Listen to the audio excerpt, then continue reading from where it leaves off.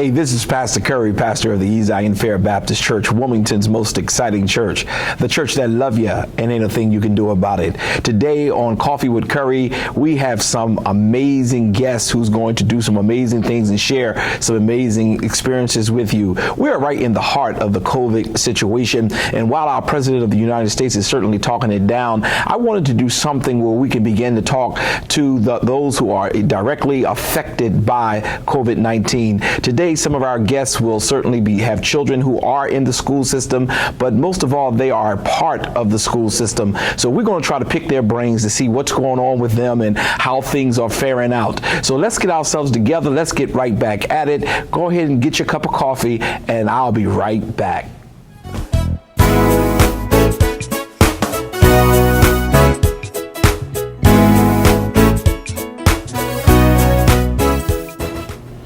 And we're back. What a joy. My sister, my preacher, my daughter in ministry. How are you today? I'm good, Pastor. How are you? I'm great. I'm just, first of all, thankful to God that you took this time to talk with me. And as an educator, one who takes serious children, I wanted to get your brain a little bit and let some of the people see what's going on as it relates to how people are reacting with this COVID-19. So before we get into those type of questions, I just want tell me a little bit about your educational background. Maybe that'll help me out a little bit. Okay, well, I am a proud graduate of Lincoln University, 2005. That's me, LU, Lincoln Pride. I graduated with a history degree, and then took some time off, got married, met my husband at Lincoln, of course. Yes. And then went back for my master's in curriculum and instruction at Concordia University, and I graduated with a master's in education 2011. I've been at Christina Cultural Arts Center as education director for I just got promoted to education director about a year ago, but I've been there teaching and as a program director for 7 years. Wow, that's amazing. You have certainly prepared yourself well, and I do want to hang on to that proud Lincoln graduate, because I remember seeing you on the campus. I was an administrator at the time while you were a student, and I so enjoyed working with the choir while you were there. And I'm not going to embarrass you on this show today, but I do want the world to know that God still have some young people, or did anyway, who live holy even on a college campus. She's lived so holy until she couldn't find her husband until after she decided to bust loose a little bit. But I said I wasn't going to embarrass you. But on the serious side, Reverend Edwards, and I do want you to know that too, she's one of the ministers here at Zion Fair. But Reverend Edwards, you take serious education, and tell me a little bit about what you do and what Christina Art School is all about. I started off as the teacher in their ECAP program. So ECAP is the Early Childhood Assistance Program, and that simply gives students the opportunity to come into the early childhood setting, and half of their day is for free if their family is financially eligible. And that means they have to be 100% or below poverty. So now as education director, I oversee two programs. That's our after school program, that's Heart Under the Hoodie, where we service students ages 9 to 14, and the object is for us to number one, get them off the street, but then two, to give them an outlet and to help them to understand that using the arts, they can influence their communities by promoting nonviolence. After the preschool program, which is what I primarily came into Christina Cultural Arts Center doing as a teacher there, and then the program director, I pretty much manage a staff of 8 now. They're a student population of 40. We're still an ECAP program, servicing students ages 3 and 4. And it is an arts integrated program, so we integrate dance, music, and drama into the academic day. And then it culminates into 3 different celebrations of learning type of events where we have recitals for the 3 and 4-year-olds. And believe me, 3 and 4-year-olds can dance, yeah. They can act, they can sing, and it's a beautiful thing to see. And then, of course, our main goal is to get them kindergarten ready. Okay, right. You know, and one of the biggest cuts in education is the arts. And I often am impressed when I see organizations who emphasizes on the arts. So I say hats off to you and the Christina Thank you. Cultural Center, because I think that is just a phenomenal thing. I'm sure your director will be very happy to see how you've given them a very, very strong plug, and you really articulated well. Now we're in the midst of this COVID-19. Tell me what you're feeling, what's going on, how things happening for you all. Well, I will say this. It is difficult I think in the education arena, period. A lot of the programs, especially a lot of the directors I've been talking to, a lot of the ECAP directors I've been talking to have had concerns, especially when it comes to enrollment, because people are scared. And obviously, we all have our concerns about COVID-19, even about how it's being handled in the educational community. So I'd say the short of it, it's been difficult. It's been extremely difficult. We have staff who are very concerned. But on the one hand, it's the making the decision to either go virtual or come back. In many instances, a lot of directors like myself did not have the option technically we did have the option, but we didn't have parents who would support being on virtual, so we did not have the option. So in order to maintain my program, in order to keep our staff paid, I had to make the decision to bring our students and our staff back, and it's been difficult. It's been really difficult, Pastor. Yeah, just like, I was listening to you carefully. It's true, you really didn't have the option because the parents wanted their children to be in person, not so much because they wanted their children out of the house, I really feel because a lot of them are frontline workers or people who have to work. They have to and work. I don't think people understand when you hear on the news how sometimes it's difficult for us to be able to deal with some of the disparities that happens with this whole COVID. But we have to work. We have to go. We are working at the McDonald's. We're working at the frontline organizations as well as the nurses. So I really want to say hats off to you, even though, sure you would like to be home safe with your children, but the sacrifice that you all are making, I think is very, very great, and I'm very appreciative. So tell me how the day is going now. What are some of the precautions you may have put in to try to, keep things rolling? Well, I mean, I don't know if everyone is aware, but, OCCL, which is the Office of Child Care Licensing, has put into place different protocols and regulations. So part of that is kind of chopping down our classrooms. We were used to 20 students in a classroom, and now we're looking at 15 per classroom. So it's less children, which of course means less of a bottom line financially. So that's another thing that, I'm trying to write and find more grants for. But also, we've stopped our parents from coming into the building. We make sure that everyone is temped. We ask them the proper COVID questions. And now getting a letter basically saying from OCCL again saying, oh, it's okay for parents to come in. But at this point, I'm like, no, we're going to remain where we are. Parents still have to come in to the front door, check their children in, leave the children at the front door with the same questions.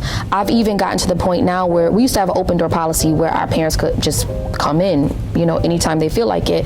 Now that's not possible.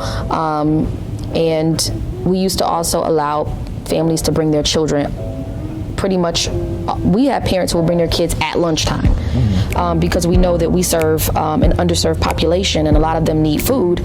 So we didn't stop parents from coming to bring their children. Where now, I had to tell a parent this morning, she said, I didn't realize that school was open. I said, well, I'm sorry, but 9:30 is our cutoff. And she said to me, well, I can get them there by 9:45. I said, 9:30 is our cutoff, and I'll see you tomorrow. So it was difficult to have to say that to her, but I had to hold true to what our protocols are. Because I knew, number one, my staff is in full swing of the day. I may or may not have the opportunity to get upstairs to check a child in. our registrar is working. That's not her responsibility. So, I mean, we've had to put a number of things in place, putting our stickers down on the floor to, indicate 6 feet, social distancing, cutting even our school of the arts class sizes, cutting our after-school programming size, going hybrid with that. So we do have some of the students on virtual, some of the students in the building. So it's been a huge adjustment and a huge change to our regularly scheduled programming. But I think that we are trying to and making headway in sorting it all out. Yeah, and there is so much that is going on as I was listening to you, but I'm very grateful that you did stick to your guns because a lot of times people don't understand when you break one protocol, it causes another one to be broken. Absolutely. And then another one to be broken. So I really appreciate you being firm on it because you have to protect yourself, your staff, as well as those other children that are there. There are a couple of things that we're starting to do now where we're going to start the random testing right here at our center, not right here, but we're going to send our staff so that we can continue to be safe. Have y'all had any breakouts there? Not as of yet. Okay. But I do believe that one of our staff is going. I myself, a bunch of our staff have now been tested. So we have been telling families and students and staff, you have to get tested. Our artists have to get tested in order to come back in the building. So we've made strides, but I mean, I don't feel like we're immune to it. Right, absolutely. Because people, they go out, they have families, That's right.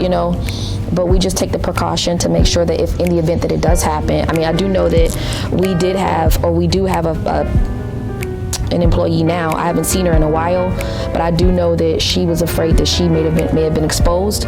So, I mean, the first thing I said to her was, go get tested, and we'll see you when your tests come back. Yeah, and I want to say to those who are watching, please be mindful of the fact that there are other people who are at risk. So when you find that you are sick or you feel that you have been exposed, it's important that you say something. I don't believe that you've done anything wrong. It's not like it's a sin. This is a virus, and it is non-discriminative. So I really do appreciate how you all are handling the children as well as the staff. Before we leave, today I brought you in because you are in the classroom with the children. But I want to say something about our church a little bit so they'll know that as a very active member, and by the way, quite a preacher she is. So I just want to always throw that out there because Zion Fair has some of the best preachers in the town. But is there anything you would like to share with your Zion Fair Church family? I would say just keep moving, keep moving. Allow God to do what he's going to do.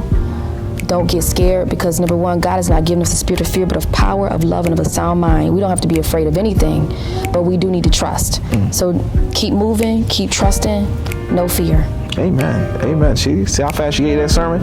Keep moving, keep trusting, no fear. 3 points. That's a true Baptist preacher. And that's why we enjoy her. So even though she's more Pentecostal than anybody I know, but we thank God for the time that she shared with us today. And I'm just grateful to God. I'm going to interview your husband today too. So this is going to be wonderful to have an opportunity. And at some point I'm going to bring you all back because I want to talk about the ministry that you all are leading here at our church. And you're not just in one ministry, but you're in many different things, just like your husband. But thank you for taking the time to talk with me today. Pastor. And it has been a joy. I'll be right back.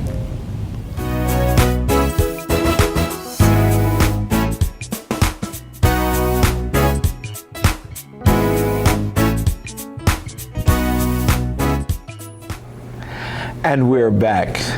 Well, I got another favorite member of Zion Fair Baptist Church, Brother Deacon Kyrie Edwards. Known Kyrie for about 20-something years now as a freshman at Lincoln. He also served on a choir that I was over during the time, and he has been such a blessing, and it was a blessing when you and your wife decided to come and be a part of us. Yeah. So we're just grateful to God. Today we call you in for a different type of conversation. We know you on the church side, but very few people even know because you don't really parade who you are to people, that you are an educator who educate our children children. Yes. And now that we're in the heart of this COVID season, I really wanted to spend some time talking to educators about what's going on. Earlier today, I talked to your wife about how is it going being in the classroom. Yes. I wanted to shift it a little bit and talk about how is it going being in cyber, not in the classroom. Yes. But before I go there, let me let you introduce yourself a little bit. Tell me a little bit about you, school you went to, and then we'll get into those questions. Not a problem. Thank you for having me, Pastor.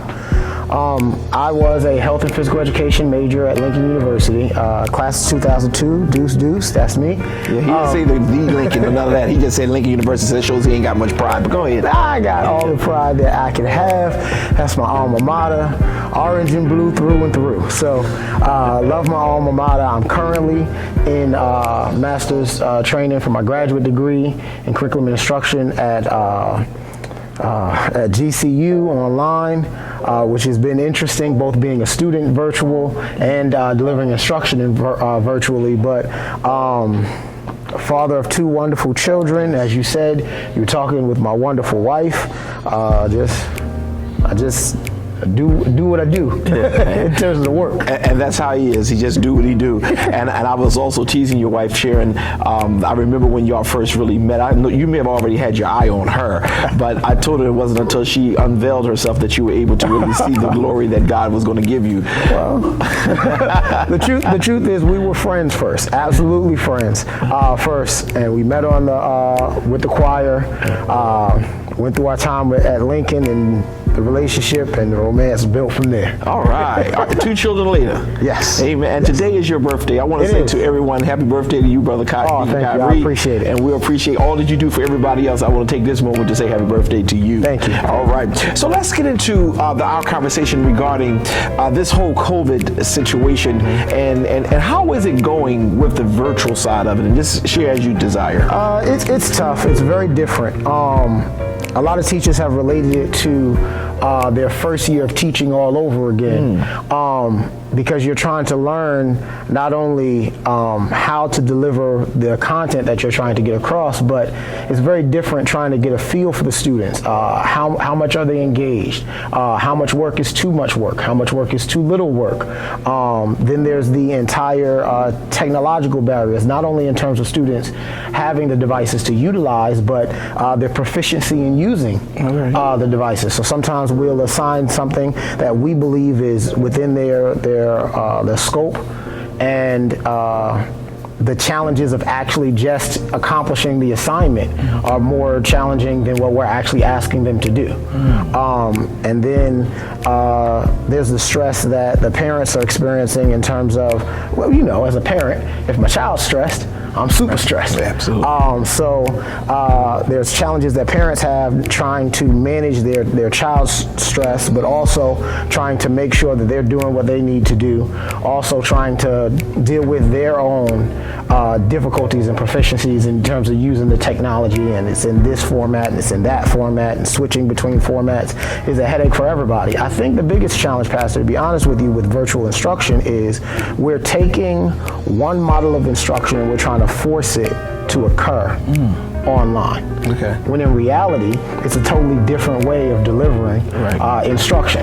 And instead of trying to learn the best way to deliver instruction online, we're just trying to take what we've done in the classroom and now make it as close to that online, and it's not realistic. So it's kind of a process of banging your head against the wall and trying to make it softer and more enjoyable for the children, but it's a big challenge. How are you faring with the older parents or grandparents who really know nothing about computers, but their children are forced to learn now online?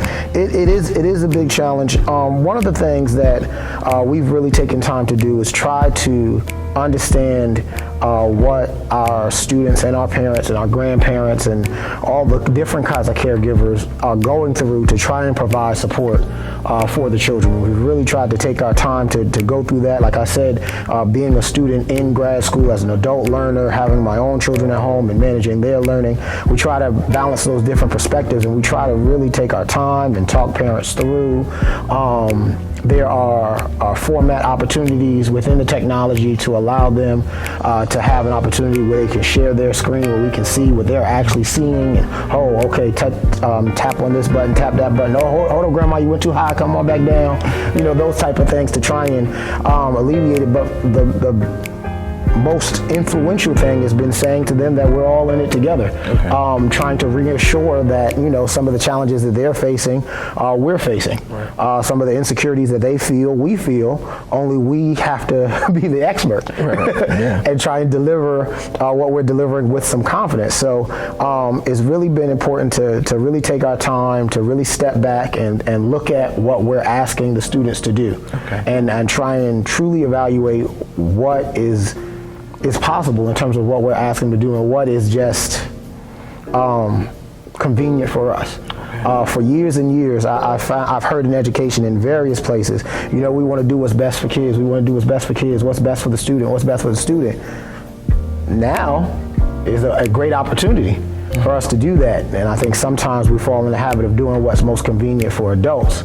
And then we have to backtrack and say, you know what? No, that would make my life easier. It'd be easier for me to grade it that way. But let's see how we can get this across for you to not only accomplish it, but really to actually learn something as opposed to just pressing the buttons to get me back what I need. Wow. And I know it is taking you all to another whole level, and you didn't really have the privilege of a lot of prep, because this just happened. Right. And do you want to say something about that? I think that's one of the biggest challenges for the entire school system. A lot of attention has gone to the actual instruction delivery in terms of how difficult it is for the parents to deliver instruction, and how difficult it is for the teachers to get the instruction to the students and the parents to accomplish. But the reality is our administrators are really squeezed between a rock and a hard place. They're trying to support parents and teachers with things that they haven't known, try to provide training for things that they're trying to learn, again, as we're doing it. Central office staff trying to make the best decisions in something that they can't look at data and say, well, this worked before, that worked, that didn't work, so let's choose the best road. It's a big trial and error, but the cost of the error is looming really large. So the training that they could provide for us, the training that they find out that they need to provide for us, how can they etch out time and opportunity to provide this training and that training? And then you get into things that we recognize for children, for adults. Okay. Not everybody learns the same. Absolutely. So you can do a training for me and I kind of get it. You can do the same training for my colleague and they're lost. And then how do you manage that? How do you mitigate that? Do you just say, well, you're an adult, get over it? Or, you know, do you try and meet them in the middle? And then how does that deal with the time crunch in terms of what you're dealing with? Not only are administrators trying to train people on technology, but they're actually trying to get technology out. I know some administrators that are taking their personal time and their personal vehicles to deliver technology to people who just can't get to the school, to get to the technology, to get on the online and the different platforms to actually be present for school. And how do you mitigate and change and challenge, deal with the challenges of all of that? Same thing for a lot of my colleagues in terms of the educators that are just taking their own time to, oh, okay, I figured out how to do this. Let me shoot myself doing a video and then put that out as information and a resource that people can do. And it's really tough, but again, the things that are working for parents are working for us as colleagues, to remind each other that we're all in this together, that we're all learning, to give each other grace like we would want grace. That's right. And you know, as I was sitting here listening to you, Deacon Edwards, I begin to think about the struggles that teachers have to deal with just to deliver an instruction to our children.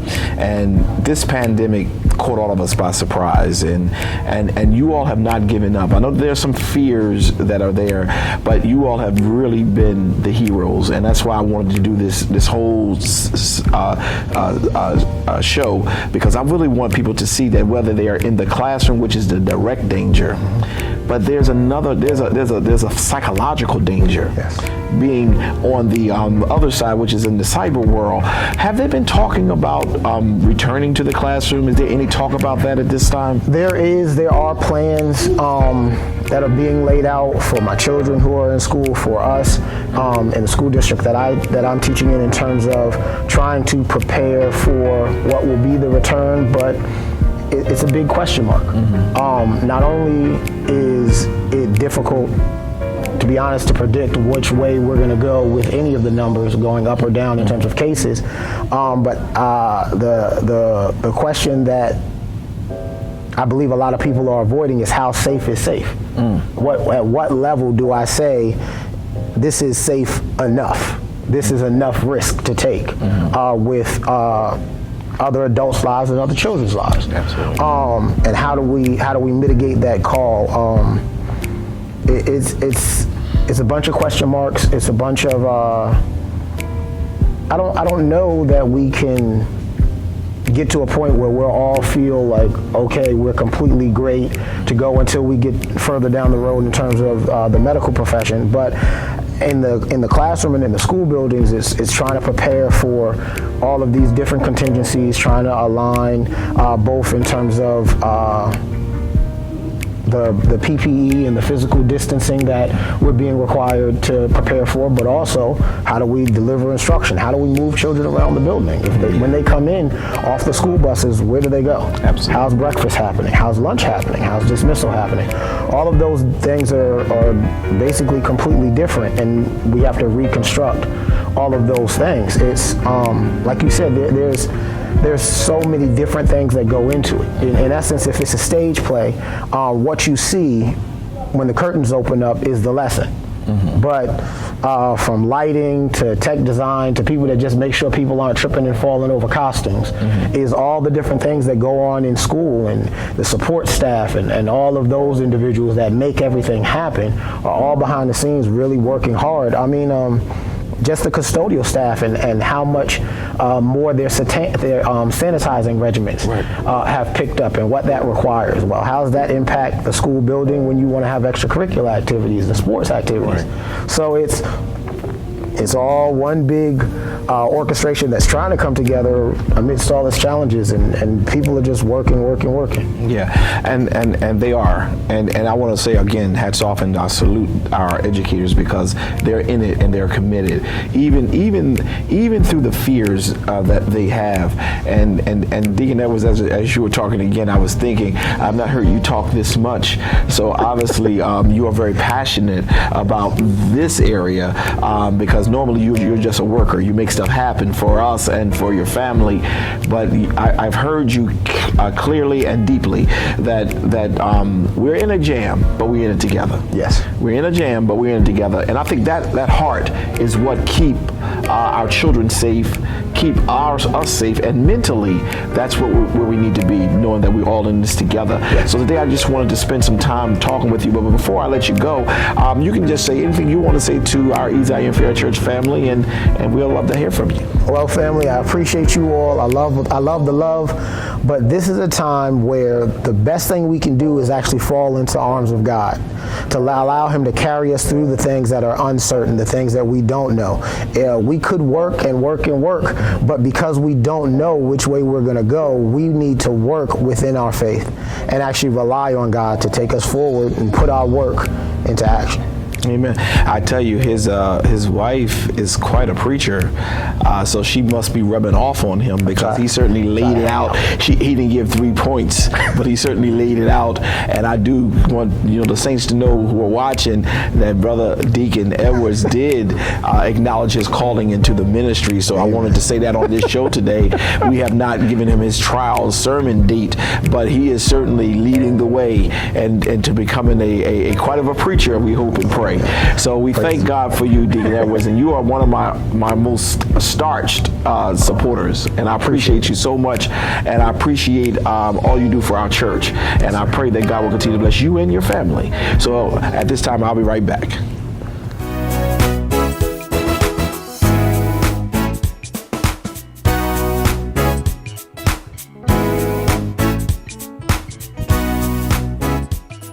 And we're back. What a joy again. Here's one of my Starch favorite members. Pastor, you keep saying that. Well, that's what's happening. I'm interviewing one of my favorite members. And I remember when I was on with my wife and a couple other, with Dr. Hines, really. And we were just cutting up about you because you were just the funniest. You're the one who said that the squirrels and the skunks come out while we having church. That's right. And you just always have us laughing. Even on Bible study, you just are full of joy. And we appreciate you. And Sister Melva, I've watched you over the years that you've been with us here at Zion Fair.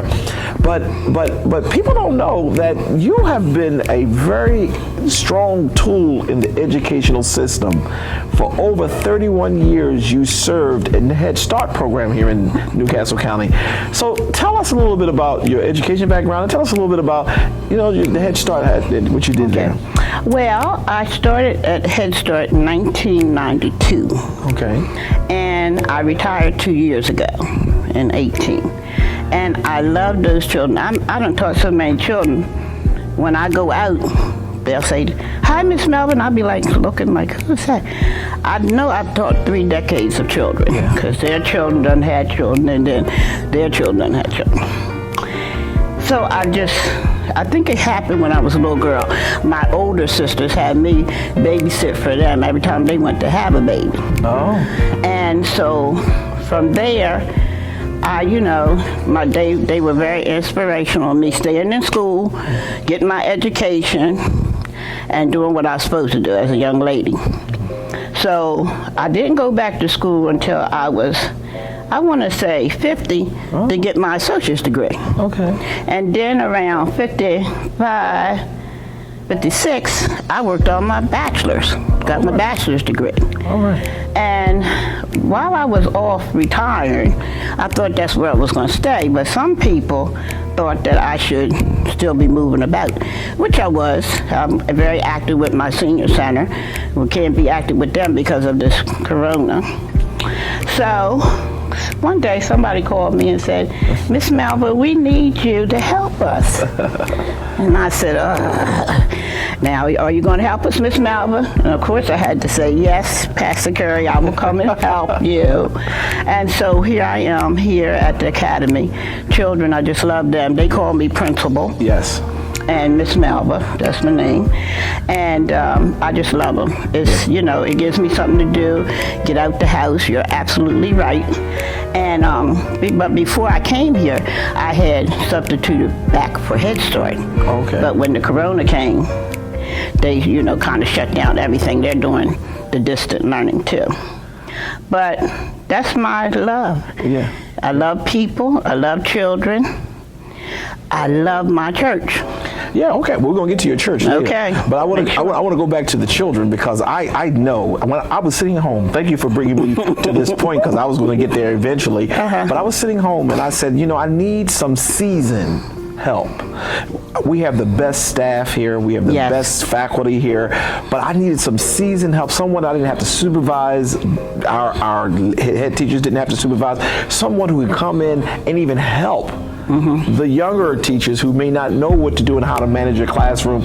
And Sister Melva, just before I even let you talk anymore, I want to say thank you, because honestly, you have come in and you have taken over the place. You have taken over the place, and I mean in a very good way. Right. I mean to the point where the children love you. A couple times you had to be away for a funeral and jury duty and election, and they were like, "Where's Miss Melva?"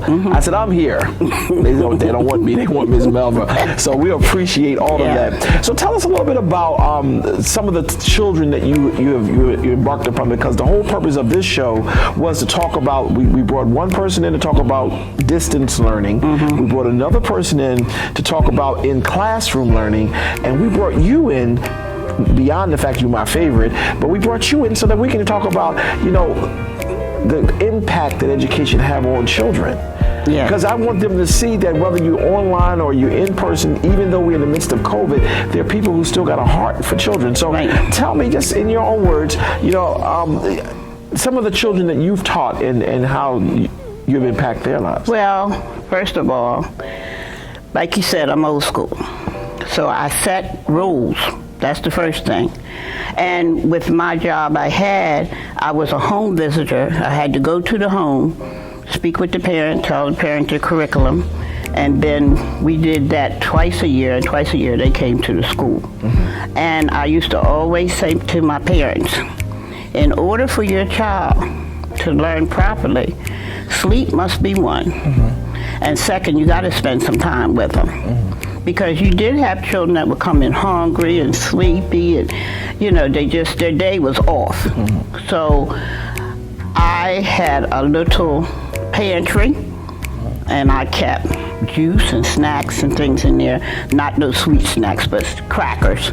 So if they came in hungry, they could have a little something on their stomach before, of course, Head Start served breakfast, and they served lunch and a snack in the afternoon. I believe that if children are put to bed and treated right, they'll have a successful day.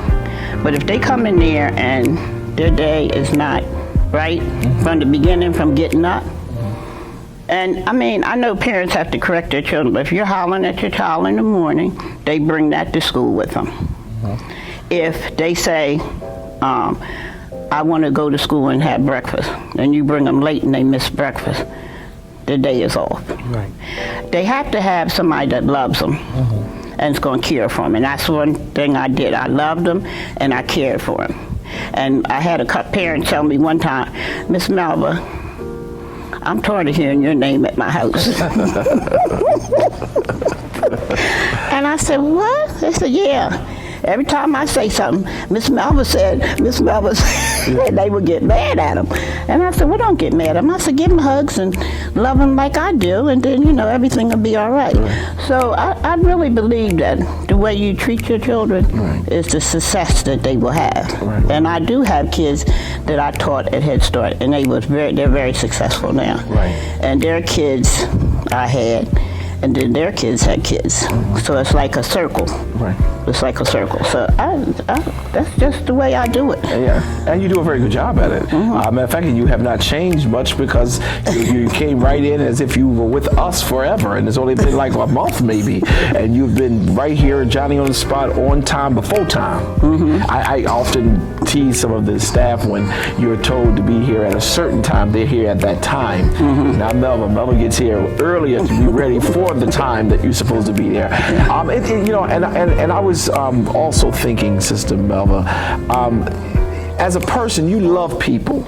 You like people to smile. I do. That's why I am a door person. Greeter? That's right. You're not a door person, you're a greeter. I'm a greeter. I'm at the door. Well, I'm a greeter, yeah. Yes. And I also love, in the when we serve the homeless. The outreach ministry. Outreach. Yes. I love it. I love it. Yes. I love it. So you are part of the greeters, outreach. That's right. Bible group. Yep.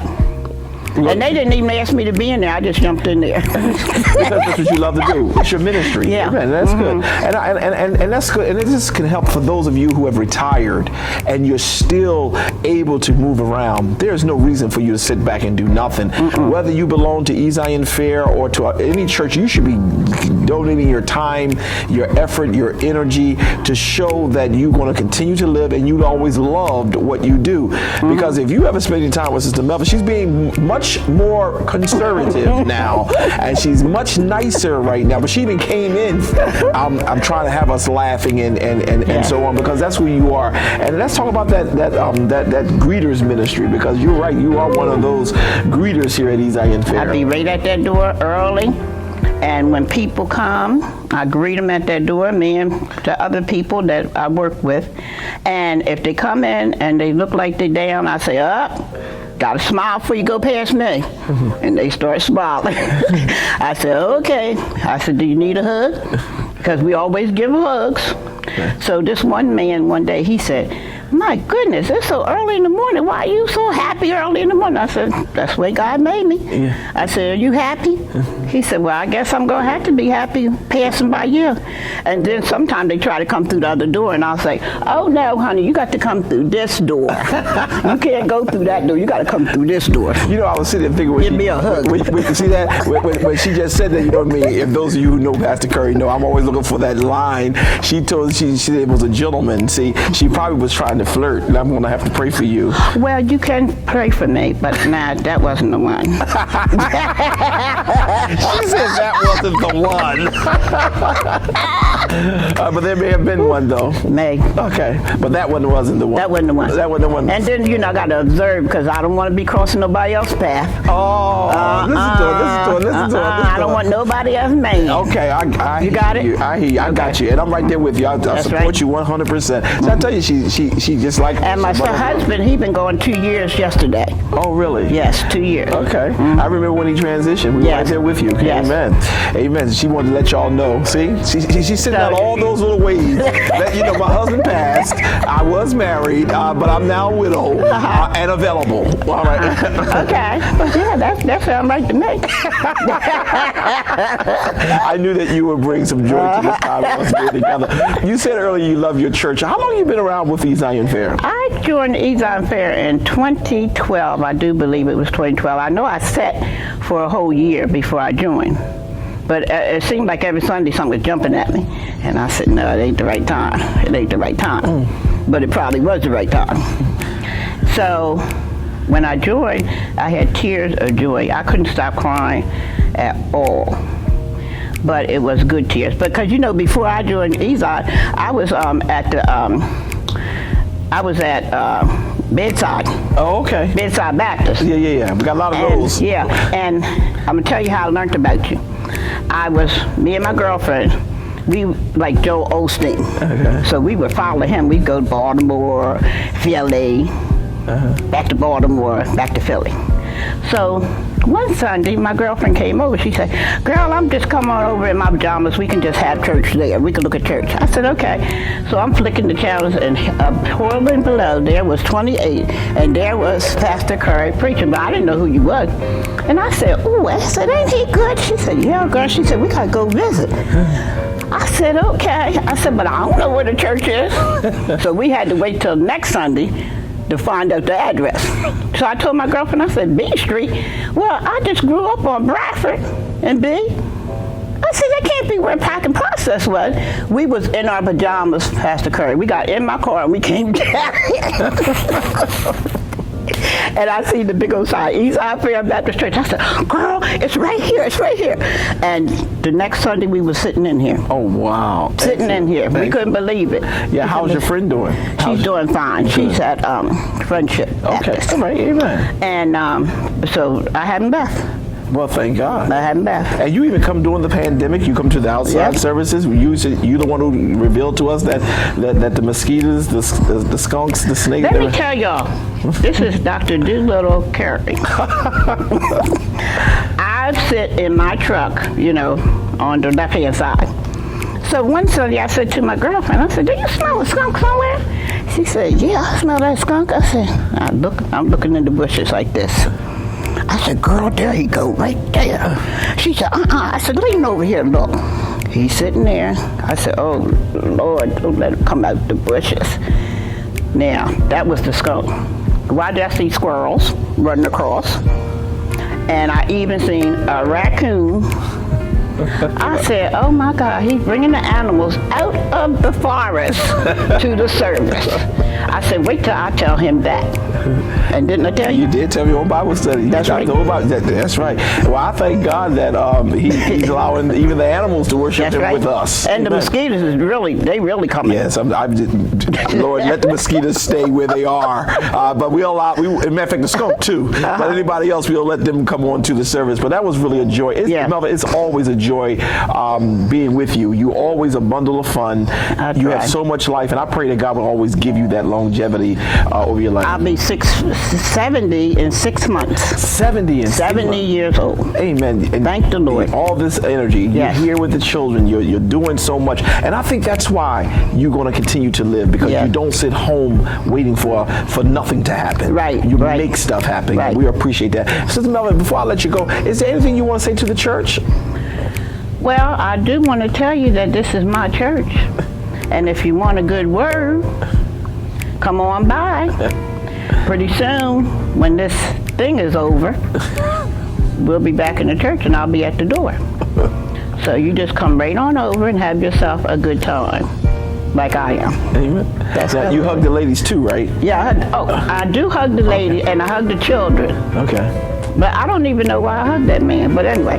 She's still smiling. Well, before we let you go, I do want you to know that I don't know what's going to happen with COVID, but once we get back into the sanctuary, we are going to have some precautions and things that we are going to be doing to make sure. So we may not be able to be as huggy because this church really do believe in hugging and connecting with people. But Sister Melva, again, it has been a joy, a privilege having you as one of the members here. You're on Bible study. You with the outreach ministry. You're with the greeters. You just all over the place, and now you're with the academy, just doing stuff. I gave her a little love offering to say thank you for what she was doing. She said, Pastor, this is just too much. No, and it wasn't that much, but this speaks to her heart, and I thank you. Yes, on behalf of the whole Zion Fair Christian Community Academy, we all say thank you. You're the model of what? You're the model of what an educator is. Thank you. Thank you. And God bless you. We'll be right back. Yes.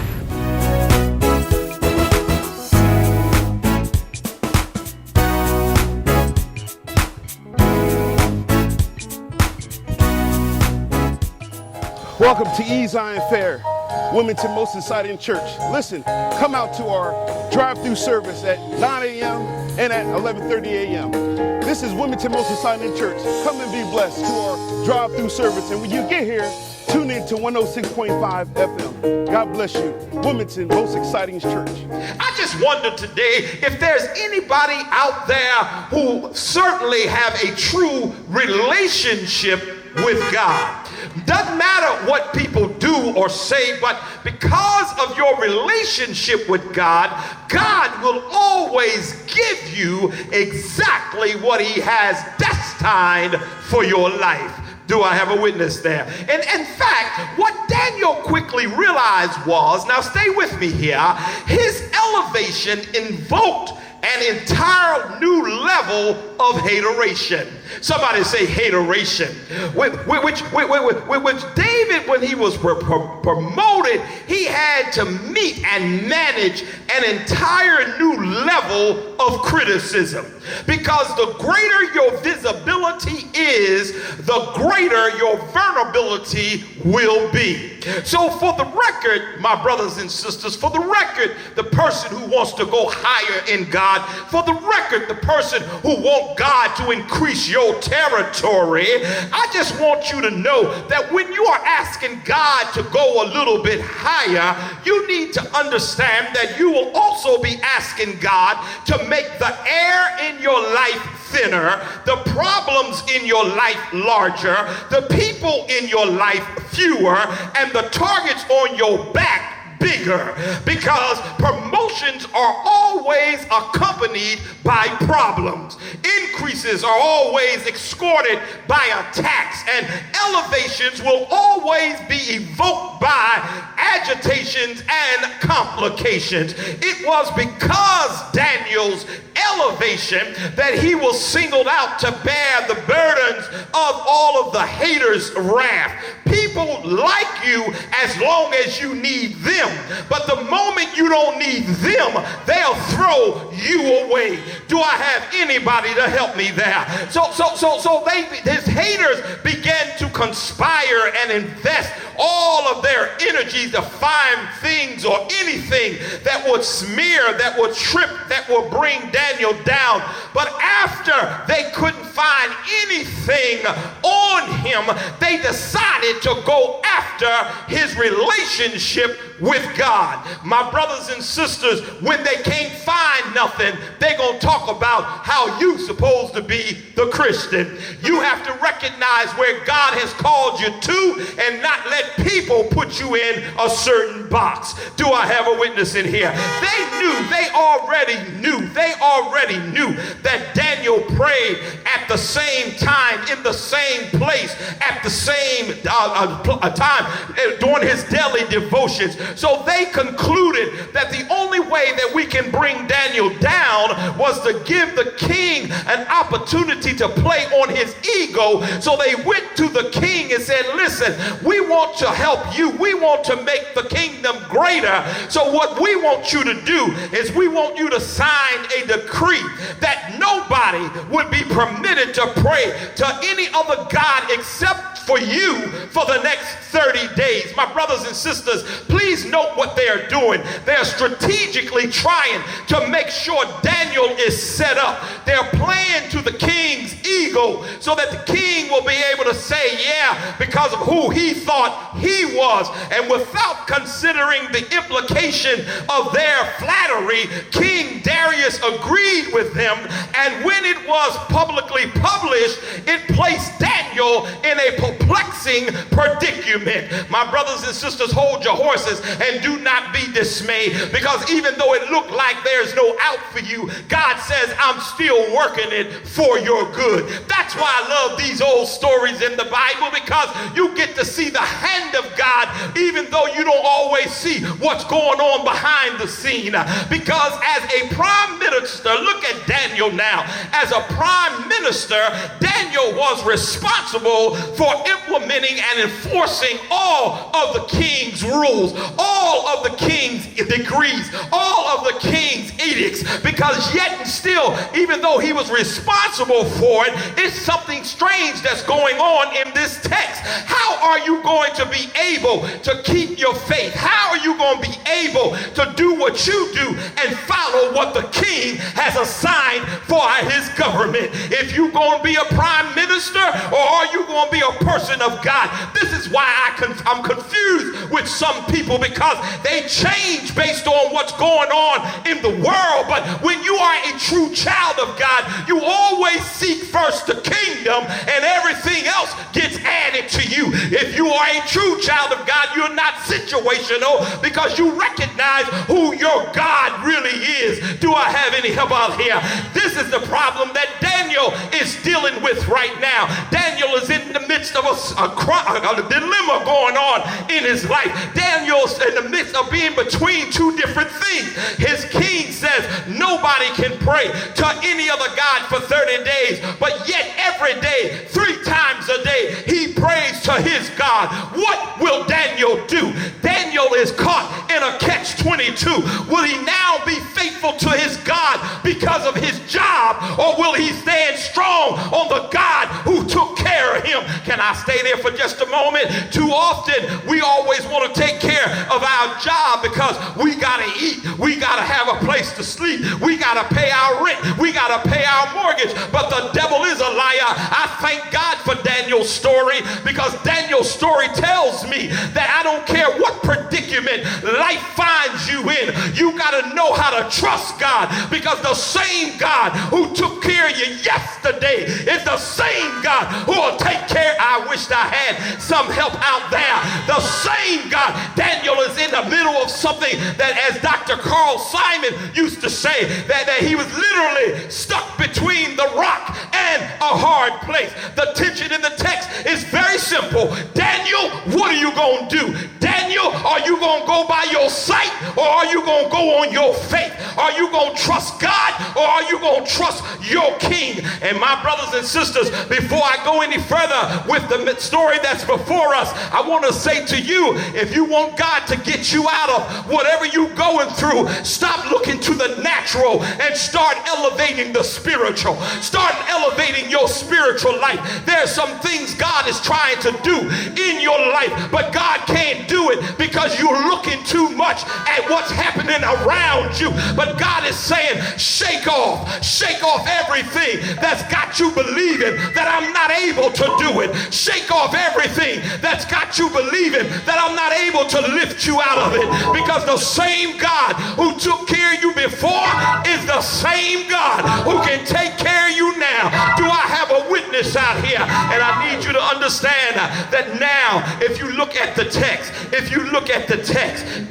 Daniel, he is stuck between a hard place and a rock now. Daniel is stuck. But if you look at verse 10 of this very text, you will find Daniel's decision, and that decision should happen with every last one of us.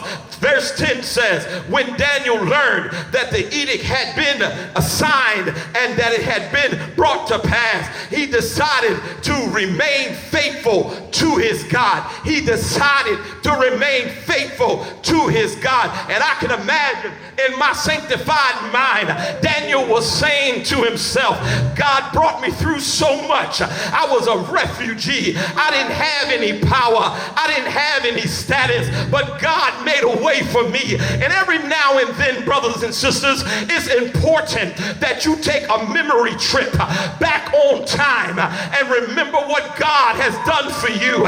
Every now and then, before you give up or give into this world, you ought to take a memory trip and look back over your life and see how God made a way, how God opened doors, how God healed your body, how God made a way.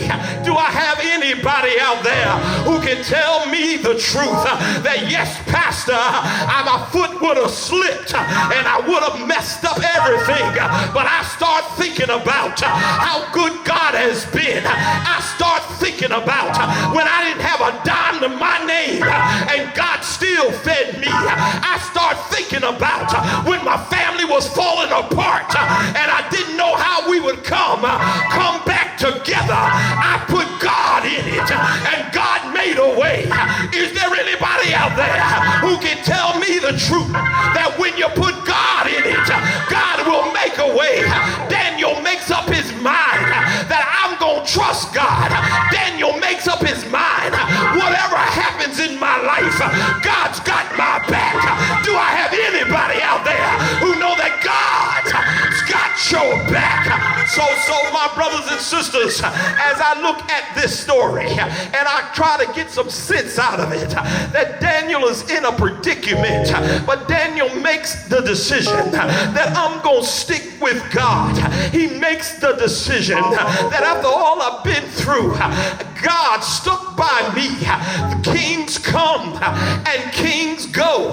Jobs come and jobs go.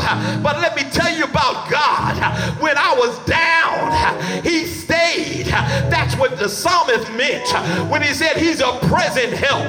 Because every time you call on his name, he's always there to come see about you. Do I have a witness? But let me tell you about the story. See, at normal schedule and normal situations, you would have never thought that this boy would be able to be anything because he was a refugee.